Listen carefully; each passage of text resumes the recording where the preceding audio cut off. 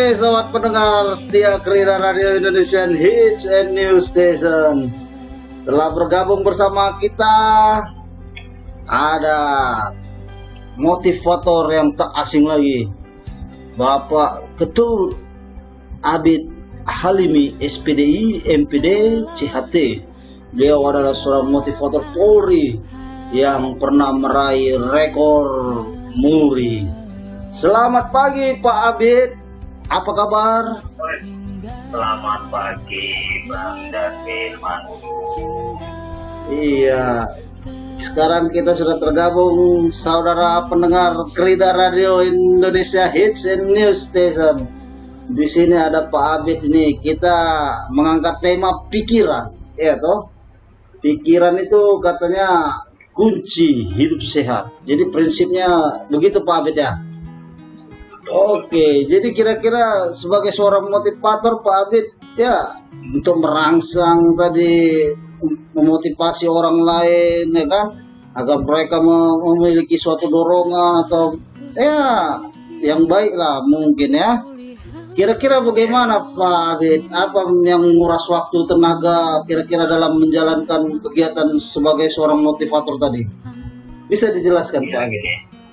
Ya, jadi pikiran itu menjadi basically seseorang untuk berbuat hal yang manfaat atau tidak. Asas kebenaran tadi gitu loh Pak Abid. Kira-kira bagaimana Pak Abid bisa menjelaskan sedikitnya kepada pendengar Krida Radio untuk orang-orang bisa melakukannya ya sesuai dengan prinsip asas kebenaran tadi gitu loh Pak Abid. Ada tanggapan, ada pandangan nggak? Iya.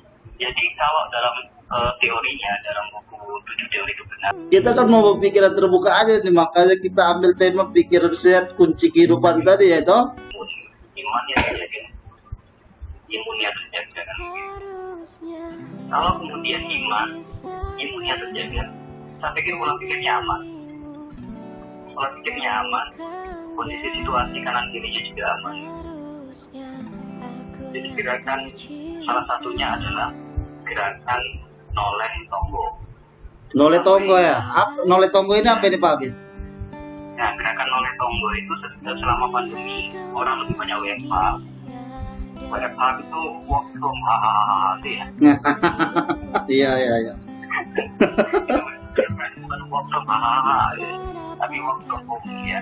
Bekerja bukan dari tertawa, tapi bekerja dari rumah.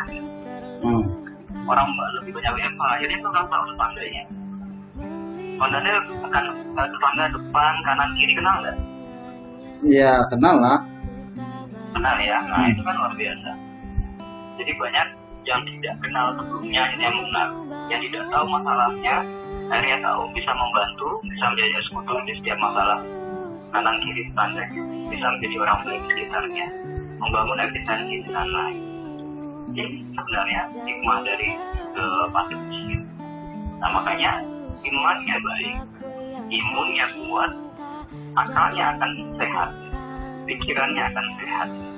Bahaya kalau kemudian pikirannya sakit, itu akan menularkan pikiran sakit. Jadi ide-ide Pak Abid tuh pikiran kita jadi sehat tadi seperti itu ya Pak Abid ya? Yes. Oh, jadi gimana tadi? Coba bisa diulangin lagi Pak Abid untuk ide-ide pikiran agar kita jadi sehat di tengah pandemi ini gimana? Iya.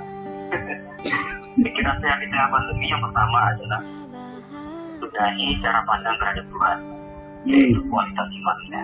Iman ya, iman satu ya. Ini saya catat nih Pak Abid, iman. Yes.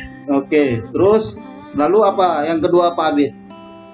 Lalu yang kedua, imunnya. Imun. Oke. Ya. Jika iman dan imun berkolaborasi, maka pikirannya akan aman, nggak ngelantur, nggak ngaco, nggak ngerusak, nggak memprovokasi,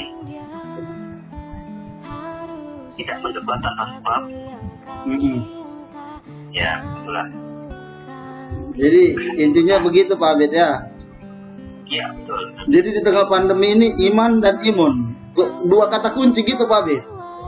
Dua kata kunci itu jangan hanya imunnya tapi nggak beriman, karena Tuhan selalu punya alasan Tidak ada sesuatu yang telah sedang dijanjikan pada asasi Tuhan. Oke. Ya kan? Seorang kiai kena santet mati karena asasi Tuhan. Seorang penjahat pembunuh nggak mati-mati karena asasi Tuhan. Iya. Bukan gitu. Karena asasi Tuhan.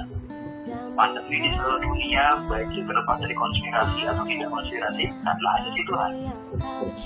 Mungkin banyak orang yang berpikiran sentimental, konyol dan dangkal. Gimana kira-kira menanggapi hal ini, Pak Abid? Apa kira-kira ya kan yang bisa kita kasih ya pandangan kepada para pendengar? Ini udah ada 127 nih, Pak Abid. Baru pagi ya kan? Iya. Ya yang harus kemudian menjadi orang pintar itu akan dikalahkan posisinya oleh orang bijak, ya kan? Karena orang-orang bijak itu orang yang lelah dengan kepintarannya. Inilah yang dinamakan dengan kecerdasan spiritual. Karena orang pintar itu mereka hanya akan mengandalkan otaknya, kebenaran dari otaknya, pengetahuan dari otaknya, keyakinan dari otaknya. Dia benar-benar menegasikan kata hatinya. Tuh. Nah, itulah fasenya orang yang dari intelligence quotient menjadi emotional quotient. Setelah dia cerdas otaknya, akademisnya bagus, mulai dari TK sampai S3 juara 1 terus, tapi nggak punya empati sama sekali, nggak punya kepedulian sama sekali. Jadi dia sibuk mengkritik corona, tapi dia lupa membantu tetangganya. Iya. Benar. Ya kan? Iya. Dia lupa tetangganya sudah terlepas dari kebijakan kontroversi dan sebagainya. Makan tetangga lo belum makan, lo dia tidur terus. Nah, ini jadi bicara tentang hati ya Pak Abid, cinta ya. Jadi masuk juga ya di saat pandemi ini kita memang diajarkan ya untuk percaya bahwa memang pikiran ya toh pusat pembelajaran ya toh hati tadi ya toh berbicara tentang cinta, intensitas emosional lah ya. Karena memang di masa pandemi ini Indonesia mengalami situasi kepompong, saya pikir. Oh, jadi persahabatan seperti kepompong. Ya, seperti kepompong, ulat dan kemudian jadi kupu-kupu. No. Dan di era new normal ini kita sudah menjadi ulat sebenarnya. Tapi jangan menjadi bagian dari ulat gatel-gatel itu. Oke. Ya, jadi ulat yang cantik lah. Iya. Dan tidak membuat orang gatel-gatel itu ya. Karena kita mempersiapkan diri menjadi kupu-kupu yang cantik, yang enak dipandang dilihat. Dia tidak pernah kupu-kupu itu berdiri di atas kotoran. Kupu-kupu itu berdiri di atas sebuah yang indah. Ya kan? Itu. Jadi Kemudian bagaimana kemudian menjaga pola pikir yang selalu istiqomah sehatnya, kontinuitas sehatnya selain iman dan imun. Dipasang satu indera yang benar di hidung kita, di mata kita. Orang yang susah hidupnya bahagia, orang yang susah cara pandang yang sehat itu karena apa? Karena dia selalu memasang indera lalat, bukan indera lebah, bukan indera tawon. Indera lalat itu dia nggak bahagia kalau dia tidak mencium. Karena lalat itu hidup, makan, dan kenyang dari sampah, dari kotoran saudaranya, dari kotoran orang lain. Dia hidup dari makanan dan hasil korupsi itu adalah kotoran. Dia bahagia hidup dari kotoran. Ya ini kan indera lalat. Kemana-mana senang kalau ada orang yang ada pemimpin yang punya salah, dia hajar sama dia langsung. Dia bangun opini sebanyak-banyaknya, kemudian dia ajak orang untuk memusuhinya dan menguatkan opininya. Bayangkan, kapan dia hidup bahagia coba? Orang dia aja nggak bisa mempengaruhi opini istrinya terhadap dirinya. jadi menarik ini Pak Abid. Mungkin pikiran sehat tadi kunci kehidupan tadi. Mungkin jadinya bisa kita jadi tarik all about love, new vision tadi ya. New vision ini visi baru kita supaya kita bisa mengakhiri ketidakpedulian tadi. Kan banyak Pak Abid ya, lihat mungkin tetangga-tetangga tidak peduli ya.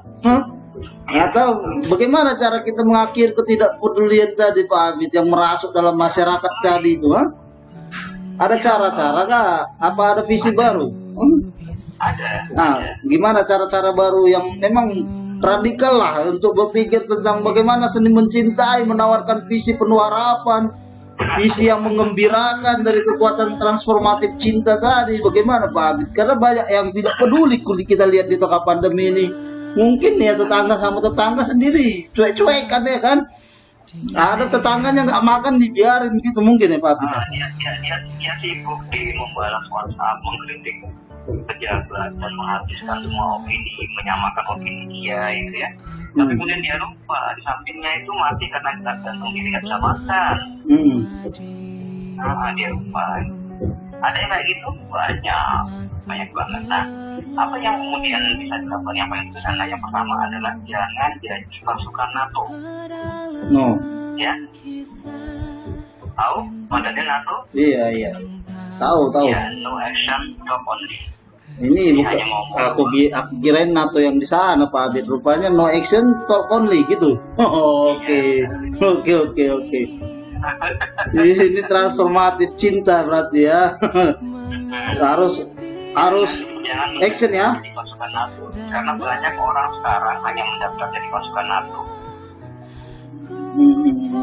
Ya, pasukan NATO yang akhirnya dia direkrut menjadi tim khusus PBB. Tahu PBB? Nah, bukan PBB, tahu nggak PBB? Apa itu PBB? Pura-pura bahagia. Oh, oke. Jadi untuk pikiran mereka bisa menjadi bahagia, mengkondisikannya gimana Pak Abid? Kalau kita pura-pura bahagia, kan orang menjadi bahagia jika kita bisa mengkondisikan pikiran kita menjadi bahagia ya nak? Iya. Kadang-kadang kalau pura-pura bahagia ini gimana ini? Ini keterpurukan apa bagaimana ini? Ya makanya harus lebih baik-baik. Terus belajar sambil melakukan. Jangan menunggu bahagia dulu baru membahagiakan orang lain. Oke. Dan jangan udah menjadi menemukan sumber kebahagiaan dirimu pada kesengsaraan orang lain. Kalau motivator boleh, karena motivator itu masalah bagi orang lain itu jadi bagi kita. Iya.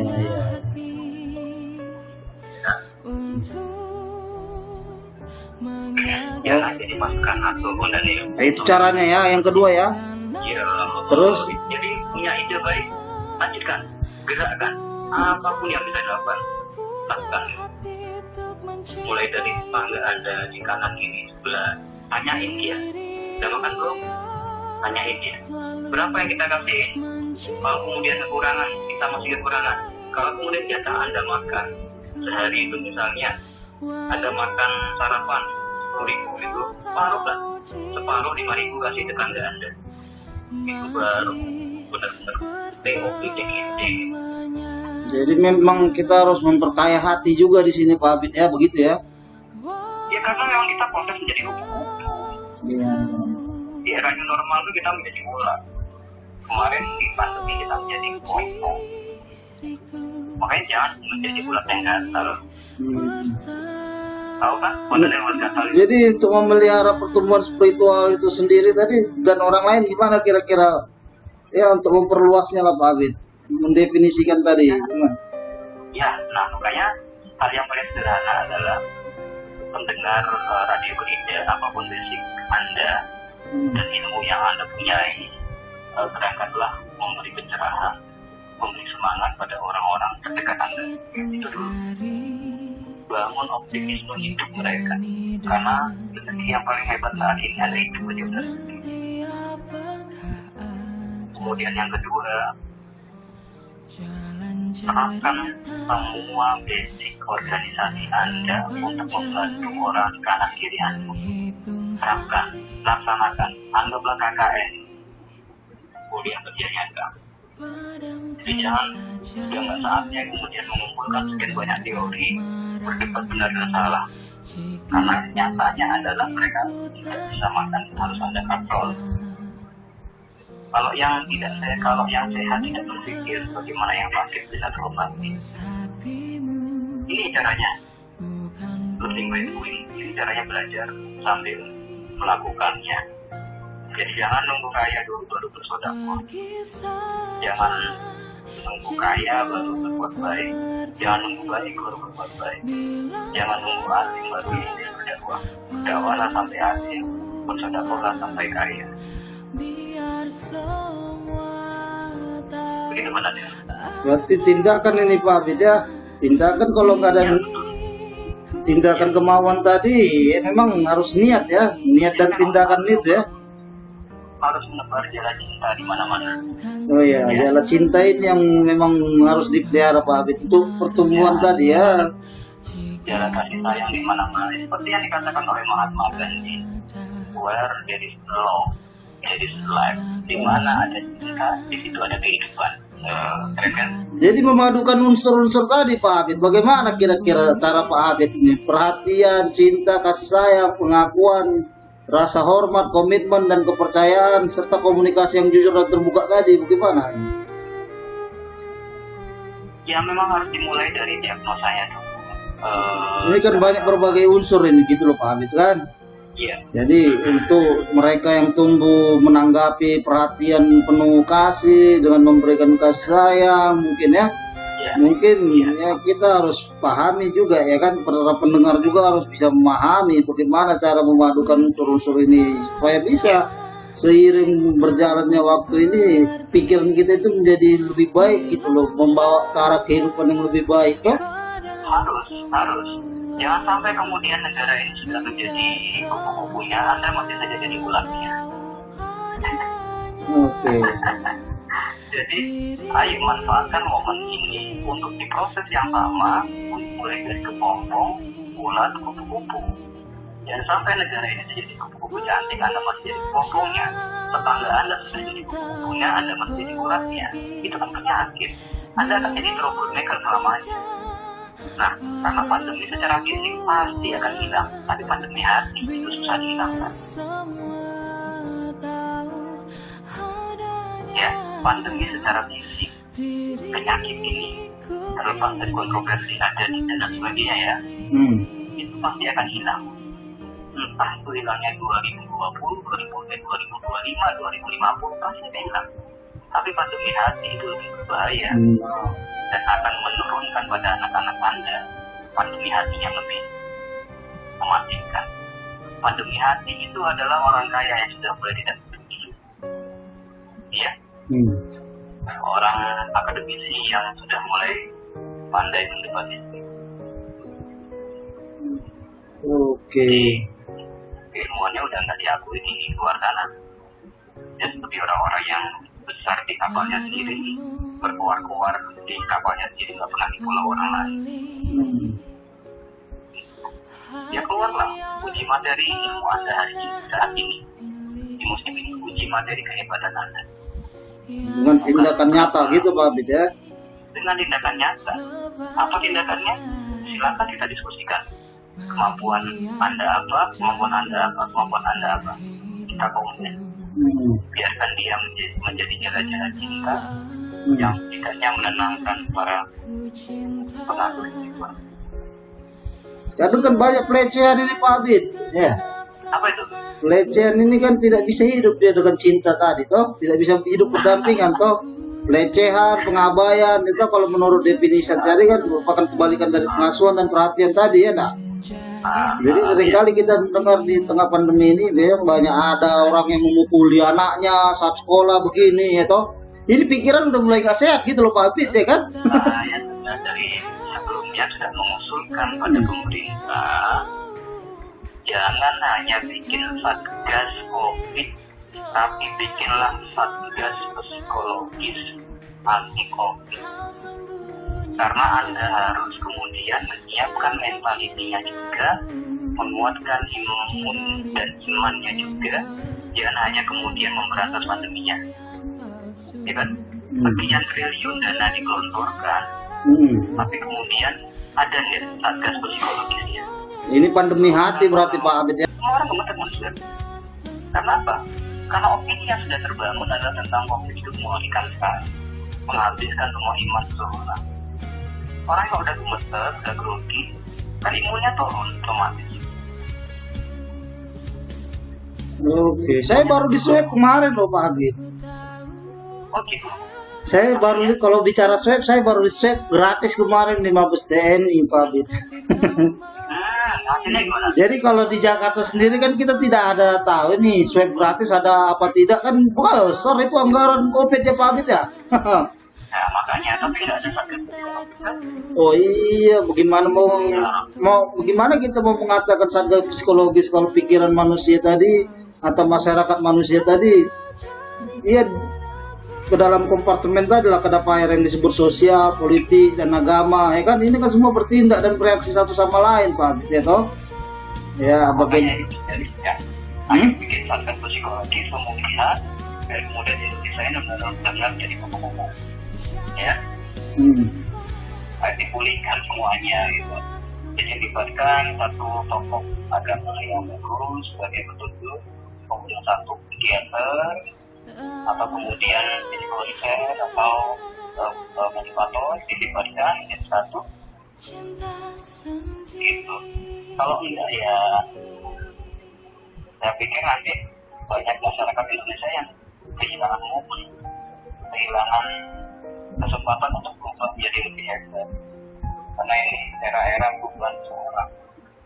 Era perubahan ini gimana kira-kira nilai budaya kita pada Pak Abid di tengah pandemi ini? Mungkin kan bisa Pak Abid memberi pandangan sedikit bagaimana alam pikiran warga masyarakat tadi, ya kan? Ya. Sebagian masyarakat memang banyak yang sudah mulai budaya yang tidak peduli, ada yang mulai peduli, kemudian budaya yang tidak mau berbagi, mulai berbagi, ada memang, tapi kan harus digerakkan secara masif. Budaya kemudian kalau mereka bisa membayar sekian miliar untuk membangun satu opini, bangun opini tentang kebetulan. Karena nilai budaya kita tadi kan memang sangat mempengaruhi gitu loh Pak Abid. Nilai budaya tadi itu menentukan alternatif, ya kan, cara-cara, tujuan, ya untuk bagaimana supaya pikiran tadi bisa supaya berpedoman pada itulah kita nilai-nilai tadi toh.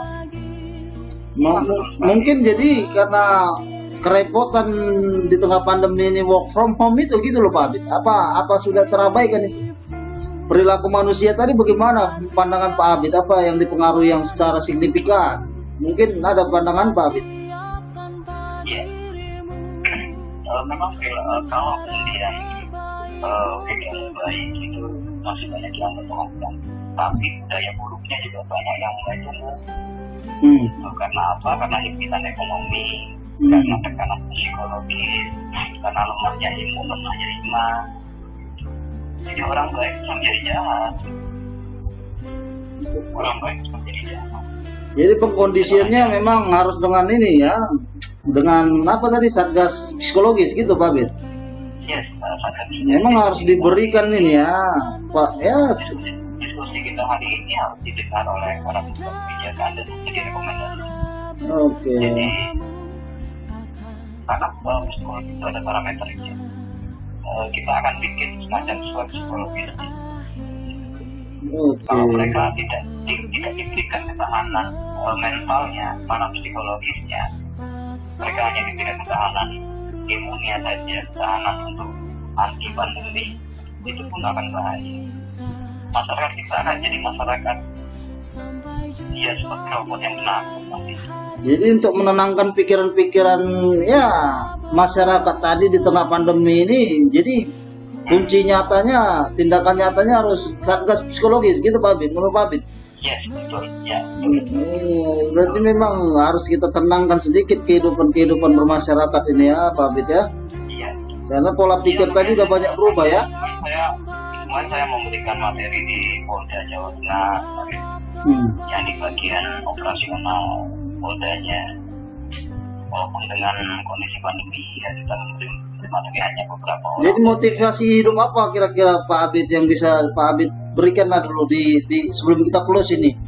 Motivasi hidup yang baik lah ya, hidup bagaimana yang supaya pikiran itu sehat gitu loh. Ya, motivasi hidup untuk menjaga dua hal. Pertama, agar mereka memiliki dua ketahanan. Pertama, ketahanan spiritual, dan yang kedua ketahanan ketahanan finansial. Ketahanan mental spiritual itu saya namakan dengan spiritual resilience.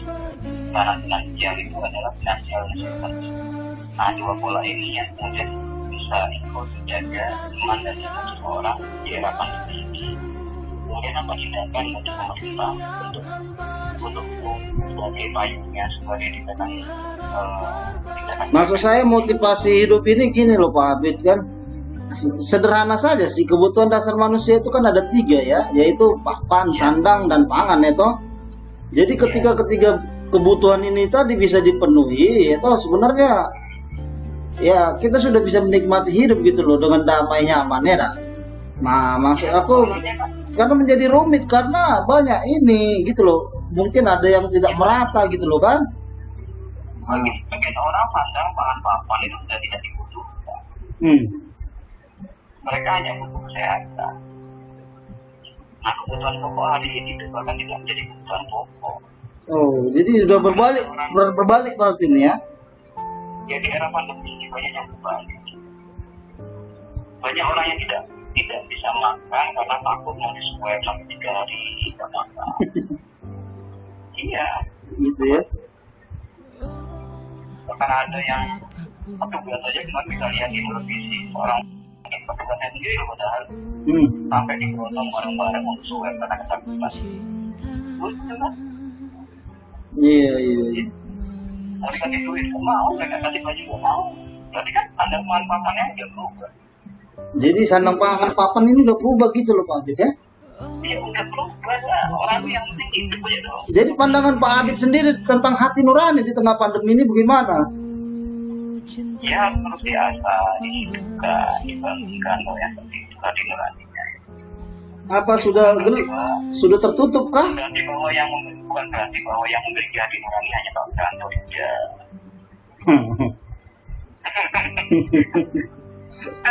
jadi kalau kita kan mau menghindari konflik ya nasional tadi loh Pak Abid, kan banyak tekanan ini ya dari luar sana ya. Jadi yang seperti yang kita ketahui bagaimana ya hati nurani individual tadi, konsep-konsep ya persaudaraan yang mau kita bangun gitu loh Pak Abid ya toh. Ya. Jadi kira-kira bagaimana betulnya menurut Pak Abid ya kan, kira-kira komunikasi kita ini kan ini kan sangat bagus Pak Abid lewat radio ini ya toh. Ini global loh Pak Abid ya toh. Karena hati nurani ini kita bicara pikiran sehat, kunci kehidupan, ini semua masuk gitu loh ya toh. Universalis gitu loh Pak Abid ya toh. Ya, mulai tidak hanya pikiran yang tidak sehat itu apa. Jadi Anda harus mampu mendiagnosa diri Anda sendiri. Mulai belajar untuk menghentikan otokritik, mulai belajar untuk mengkritik diri sendiri, mulai membesarkan kaca-kaca di rumah yang nggak punya kaca, punya kaca yang banyak, biar tahu bahwa hidungnya juga nggak pesek, bahwa hidungnya nggak mancung, bahwa matanya juga nggak penuh, jangan hanya lihat mata orang lain. Jadi artinya itu filosofi itu kan harus mengajarkan kita belajar fokus back to family, fokus pada keluarga masing-masing, fokus pada diri sendiri. Yang kalau kemudian iman Anda terjaga, hati Anda terjaga, Anda pun akan mampu menjaga hati banyak orang lain. Gitu. Dan bagi pemegang hidup masyarakat umum ya, bagi pemegang kebijakan, ya juga porsi kebijakannya ditambahin dari itu, porsi kebijakannya dimulai juga sampai juga tentang agar psikologis itu, karena itu menjadi penting bagi ketahanan mental spiritual masyarakat kita. Berarti dunia ini sudah berubah Pak Abid ya di tengah pandemi ini ya. Dunia bukan peradaban berubah. Benar-benar ini new civilization ini benar-benar peradaban baru. Nah, di peradaban baru mereka kehilangan momentum untuk berubah. Ya tidak momen, karena tidak ada kan keniscayaan yang tidak berubah kan hanya Tuhan. Perspektif spiritual atau hukum kodrat tadi mungkin ya bisa Pak Abid jelaskan bagaimana perspektif untuk mencapai kedamaian dunia tadi melalui hati nurani yang benar ya. Ya itu tadi yang saya sampaikan di awal, perspektif spiritual bahwa yang telah sedang dan akan terjadi kan sudah diakhiri Tuhan. Orang penjahat berguna memperkosa sampai 2 tahun mati aja dia semakin dekat, itu bukan ada yang wajib. Orang kiai, alim, anak muda dan anak baik hati dan tidak sombong dan kenapa ternyata meninggal di dalam jalan. Itu kan hasilnya Tuhan. Apa ada sesuatu yang terjadi tanpa asisi, tanpa apapun Tuhan, tanpa risiko Tuhan? Tidak ada kan? Oke. Nah, artinya apa? Artinya apa? Jangan panik dengan kehidupan tenang dan risiko. Oke. Jangan panik. Tugas Anda itu adalah berbuat pengertian dan berprasangka baik. Tidak perlu menjadi penilai bagi manusia yang lain. Oke. Tidak perlu memberikan rapor bagi kualitas ibadah orang lain. Oke, mungkin itu aja Pak Abid ya untuk bincang khusus kita hari ini. Oke, saudara pemirsa, saudara pendengar Krida Radio Indonesia Hits and News Station. Dengan demikian memang pikiran kunci hidup sehat tadi, ya kan? Pikiran sehat kunci kehidupan menjadi dambaan bagi kita. Karena bagaimanapun pikiran menjadi kongruen dengan alam semesta, itulah yang harus kita lakukan, ya toh? Lakukan tindakan tidak egois terus menerus dengan Tuhan. Memang di dalam hati ya. Di dalam hatimu, hatiku ya, di sanalah kita nanti menemukan kesukaan dan ketenangan hati tadi. Jadi satu-satunya kebaikan yang ada tadi ya memang gitu ya, bagaimana eksistensi kita di alam semesta ini ya, karakter yang tidak terkompromi tadi, itu tindakan yang tidak egois tadi ya, memang harus itu saudara ya. Itu dia, yang penting jangan lupa bahagia jauh di dalam hati nurani tadi. Memang manusia itu harus menemukan hukum-hukum itu ya.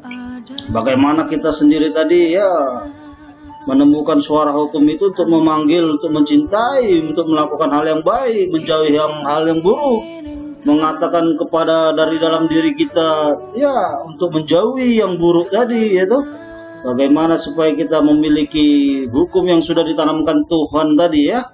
Itulah harga diri kita tadi ya, tergantung pada saat dimana kita menaati hukum ini. Oke, terima kasih Pak Abid atas waktunya ya, sudah berkenan. Oke, thank you. Oke, salam hormat selalu. Udah hampir 153 ini, 154 udah. Oke, terima kasih Pak Abid ya, atas waktunya. Salam sehat selalu. Salam buat keluarga. Ya, terima kasih. Oke saudaraku, kita pendengarkan lagu Rindu Serindu-rindunya untuk kita memulai pikiran sehat.